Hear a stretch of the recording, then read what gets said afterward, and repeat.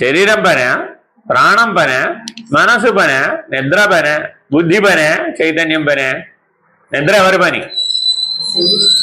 మనసు పని. నిద్ర ఎవరి పని?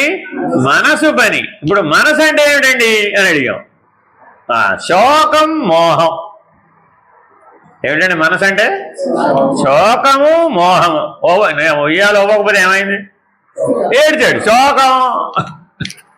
అర్థమైందండి? ఎత్తుకోకపోతే ఏం చేశాడు? ఏడ్చాడు. వాడికి ఆయుధం ఆ ఏడిపోయానండి బాబు.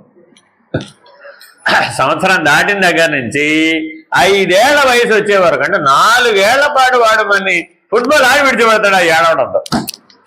పిల్లల్ని పెంచేటప్పుడు మీకు అర్థమైపోతుంది, అవునా కదా? వాడికి ఏదైనా వాడు చెప్పడం కాదు కదా మరి వాడికి.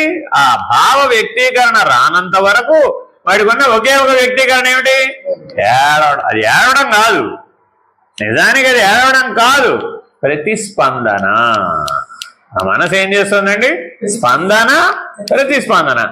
నీ చేత ఇప్పుడు వాడు బాల్ ఆడుకుంటున్నాడండి, నువ్వేదో పనిలో ఉంటావు, నిన్ను వచ్చి బాల్ ఆడమనాలి. ఏం చేస్తాడు? అదే నువ్వేం చెప్పావు? నీకేం కావాలో చెప్పాను. చెప్పడం వాడికి వస్తే ఆడడం కొడికి. తల్లి తండ్రి ఏమంటుంటారు ఎంతసేపు? నీకేం కావాలో చెప్పంటుంటాడు. వాడు చెప్పడం రాకేగా వాడు ఏడుస్తుంది. ఇప్పుడు ఎవరికి తెలియట్లేదంటావు? తల్లి తండ్రికి తెలియడం లేదు, కానీ ప్రేరేపిస్తున్నాడు వాడిలో మాట్లాడే శక్తి.